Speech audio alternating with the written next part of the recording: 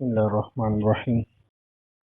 Dear student, السلام علیکم۔ آج کے لٹریچر 21 میں ہم سچویشنل آئرنی کے بارے میں پڑھیں گے۔ ویڈیو سٹارٹ کرنے سے پہلے آپ سے گزارش ہے کہ میرے چینل کو سبسکرائب کریں اور بیل کے آئیکن کو دبائیے تاکہ جو ویڈیو میں اپلوڈ کروں اس کے نوٹیفیکیشن آپ کو ملتی رہے۔ آئرنی کو ہم نے پڑھا تھا، types of irony, dramatic irony, situational irony and verbal irony. Dramatic irony پہ ہم لٹریچر 20 میں ویڈیو کر چکے ہیں۔ آج سچویشنل آئرنی کے بارے میں پڑھیں گے۔ اس تصویر کو آپ بغور دیکھیے۔ نویان کا ساتھی ارطغرل کو قتل کر رہا ہوتا ہے اور تلوار اٹھا کے عین اس وقت جب وہ اس کو مارنے لگتا ہے تو سچویشن چینج ہو جاتی۔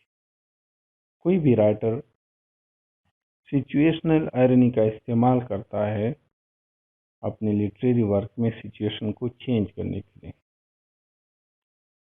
اور یہ سچویشنل آئرنی جب ہمارے ایکسپیکٹیشن جو ہم ایکسپیکٹ کر رہے ہوتے ہیں ان کے اپوزٹ جو کام ہو جاتا ہے اس کو سچویشنل آئرنی کہتے ہیں۔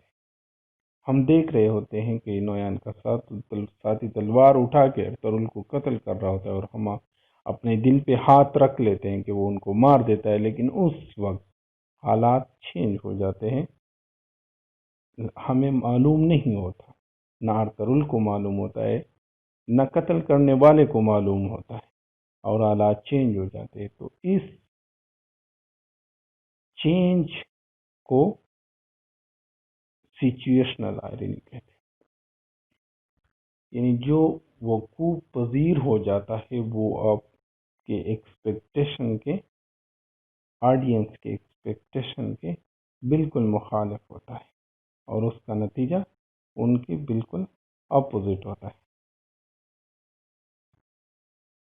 اور اس طرح ایک شارپ کانٹریڈکشن یا کنٹراسٹ پیدا ہو جاتا ہے۔ اس طرح ریڈر جو ہوتا ہے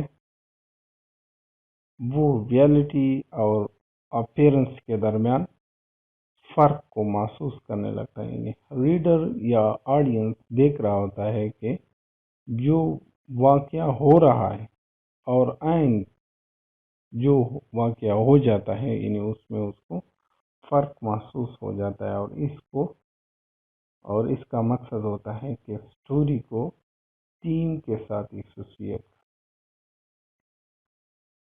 ہیری پوٹر یہ ایک سیریز ہے، ناول سیریز آپ نے دیکھی ہوگی، اس میں بھی سچویشنل آئرنی کا استعمال ہو رہا ہوتا ہے۔ 7 ناولز تک ہم دیکھ رہے ہوتے ہیں کہ ہیری ایبل لارڈ والدیمور کے پیچھے لگا ہوتا ہے ان کو مارنے کے لیے، لیکن آخر پہ جب ہیری اس برائی کو ختم کرنے کے بجائے خود کو موت کے لیے پیش کر دیتا ہے اور والدیمور کو مورٹل بنا لیتا ہے، یعنی اس کو چھوڑ دیتا ہے اور اپنے آپ کو مروانے کے لیے پیش کر دیتا ہے۔ اس سچویشن کو جو کہ آپ کے ایکسپیکٹیشن کے بالکل مخالف ہو جاتا ہے، اسی کو سچویشنل آئرنی کہتے ہیں، اور یہ ایک بیسٹ ایگزامپل ہے۔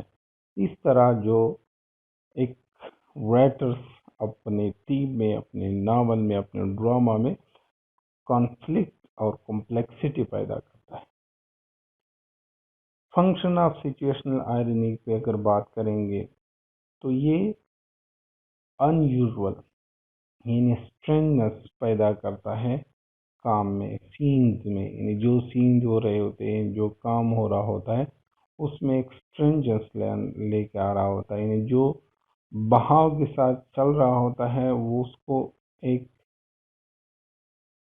درمیان میں کانفلکٹ کریٹ کر لیتا ہے، اس میں ایک رکاوٹ پیدا کرتا ہے اور ایک ان ایکسپیکٹڈ ٹرنز لے کے آ رہا ہوتا ہے۔ اس وجہ سے جب وہ ان ایکسپیکٹڈ آپ کے خواہشات، آپ کے توقعات کے برخلاف کام ہوتا ہے تو آپ یعنی اس پہ یا ہنس رہے ہوتے ہیں یا رو رہے ہوتے ہیں، اور یہی ٹریجک سے فنی اور فنی سے ٹریجک سچویشن کو کریٹ کرتا ہے۔ اور اس طرح جب بھی کوئی رائٹر اس طرح کی سچویشن کریٹ کرتا ہے تو وہ اس کے پیچھے یعنی اس کے تھاٹس، ویریشن اور لائیولینس ہوتی ہے، اور ایک لوگ کام میں دلچسپی لینا شروع کرتے ہیں۔ سچویشنل آئرنی کی وجہ سے ہی کوئی بھی رائٹر اپنے کام کو یعنی کومک سے ٹریجک اور ٹریجک سے کومک میں کنورٹ کرتا ہے، اور کبھی کبھار اس کا استعمال اس وجہ سے بھی ہوتا ہے کہ جو ہو رہا ہوتا ہے وہ انفیئر ہوتا ہے، تو وہ انفیئر سے بچنے کے لیے رائٹر سچویشنل آئرنی کا استعمال کرتا ہے۔ جس طرح ہم اس میں دیکھتے ہیں کہ حمزہ کندوتو کو قتل کر رہا ہوتا ہے، حالانکہ اس کا اتنا قصور تو نہیں ہوتا، تو یہ جو سچویشن تھی یہ انفیئر۔ اب اس سچویشن کو چینج کرنے کے لیے ترول آتا ہے اور اس سچویشن کو چینج کرتا ہے، تو اس کو سچویشنل آئرنی کہتے ہیں، اور یہ رائٹر استعمال کر لیتا ہے، اور آپ تھوڑا سا یعنی خوشی محسوس کرنے لگتے ہیں آڈینس کی توقعات کے۔